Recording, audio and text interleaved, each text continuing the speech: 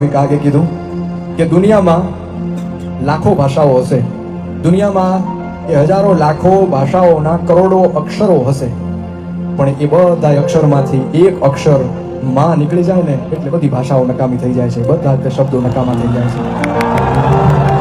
કોઈ કન્હૈયાનું ભક્ત હોય, કૃષ્ણનું ભક્ત હોય તો એને 3 અક્ષર તો બોલવા જ પડે. ત્યારે ભગવાન આવીને ઉભો રહે, કન્હૈયા કન્હૈયા બોલે ત્યાં ત્રીજો અક્ષર પતે નો પતે ત્યાં ભગવાન પોતે આવીને ઉભો રહી જાય, પણ એને 3 અક્ષર તો બોલવા પડે. કોઈ ભગવાન રામનું ભક્ત હોય તો એને 2 અક્ષર બોલવા પડે, રામ. એ રા ને મ પૂરો થાય નો થાય ત્યાં ભગવાન રામ એની વારે આવીને ઉભા રહે. એમાં શંકા નથી.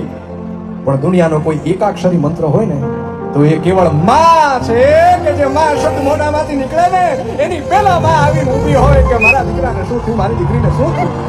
હે વાત, કોઈ દુઃખની આડી ઊભી રહી જાય, ગમે એવડી મોટી મુસીબત હોય એની આડી ઊભી રહી જાય. એ મને અને તમને જન્મ દેવા વાળી મારી અને તમારી જનેતા છે, માં છે. એના માટે થઈને કવિ કાગે કીધું કે રાખો એક જતા મને કરોડોના આખર કામના. ભલે ને કરોડો અક્ષર હોય દુનિયામાં, પણ મારા માટે નકામું થઈ જાય બધું માં નીકળી જાય એટલે. કારણ કે મોઢે બોલું જો ને માં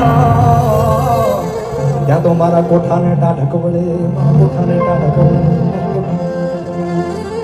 તો સુકામાં સુવાડે મિલે બોડી પોતે પીડાબા મુકુંદે તને સ્વાદ થોડે. મને સુખ માટે કટું કોણ ખાતું, મહાહેત વાળી દયાળી જ માતું, મહાહેત વાળી દયાળી જ માતું, મહાહેત વાળી દયાળી જ